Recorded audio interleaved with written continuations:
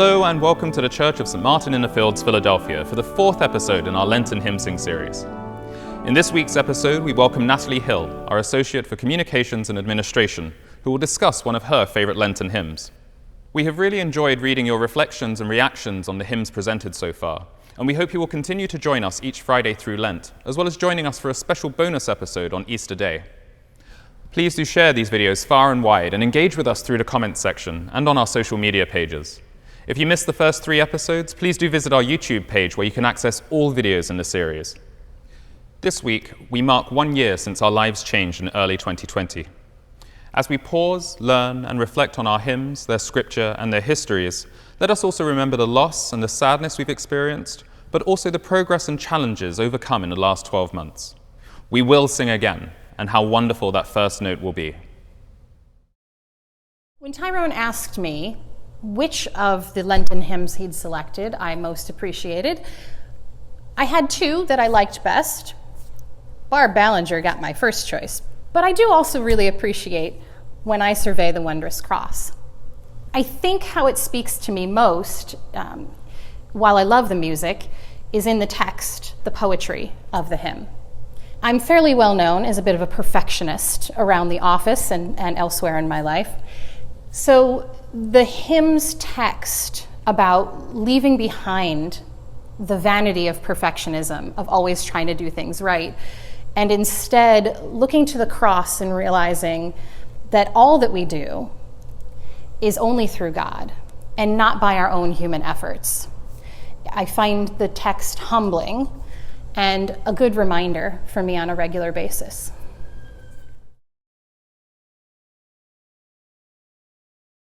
Recognized as the godfather of English hymnody, the author of this hymn, Isaac Watts, was a renowned congregational minister, hymn writer, and poet, born in 1674 and dying in 1748. Watts was the son of a schoolmaster, and he was brought up in his father's religious nonconformist household, his father having been incarcerated twice for his views. Watts held many significant roles and lived with former Lord Mayor of London, Sir Thomas Abney, at his residence of Abney Park until the end of his life, preaching and writing until his final days. Somewhat a prodigy, Watts began studying Latin at age 4 and writing full verses of the same by the age of 7. Isaac Watts's prolific output of hymns helped to guide a new way of thinking about hymnody in England. His many publications, helped by earlier 16th century leaders such as John Calvin, led to the inclusion of new poetry for original songs of Christian experience to be used in worship. Published in 1780, the hymn tune known today as Rockingham first appears in Aaron Williams's A Second Supplement to Psalmody in Miniature, and is known most well in Great Britain and North America for its connection to Isaac Watts's text.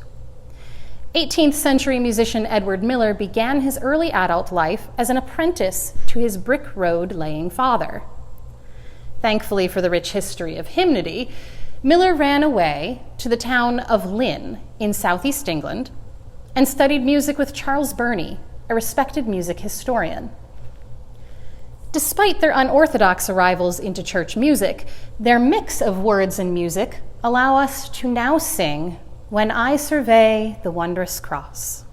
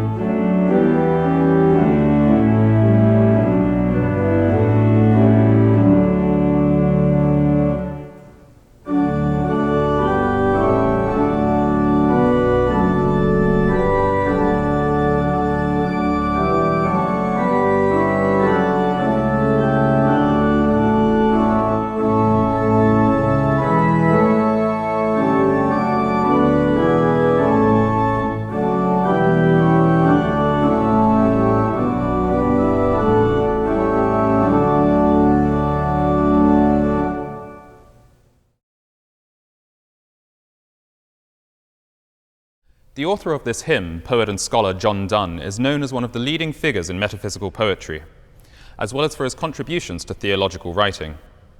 He is also author to many sonnets, religious poems, songs, and sermons. John Dunn was born into a recusant family in 1572, but would later become a clergyman in the Church of England, culminating in his appointment as Dean of St. Paul's Cathedral in London in 1621. This appointment came by order of the king, as Dunn did not even wish to be ordained. Living in poverty for much of it, Dunn spent his life, and indeed his money, on travel, leisure, and his many love interests. Many settings of John Dunn's works have been produced, including many during his lifetime. John Hilton the Younger, a British early Baroque composer, wrote the melody for this hymn's setting of John Dunn's text. Son of another musician and composer, John Hilton the Elder, Hilton the Younger succeeded his father as organist at St. Margaret's Church in Westminster in London in 1628. He would later become the lutenist to Charles I in 1635. His collection of works in Catch That Catch Can of 1652 is an experiment in writing in the catch musical form, a type of canon or round. The harmonization we use today in the Hymnal 1982 by Roy Cale is an adaptation of music by the 19th century English composer, pianist, and writer Elizabeth Poston. A graduate of the Royal Academy of Music, Poston is mostly remembered for her hymns and carols, as well as for scoring for television and radio productions, such as the BBC's 1970 production of Howard's End. It is believed that Poston was also a war agent and secretly used gramophone records to send coded messages to the Allies in Europe. The result of work by two people with extraordinary lives allows us to now sing, "Wilt Thou Forgive the Sin?"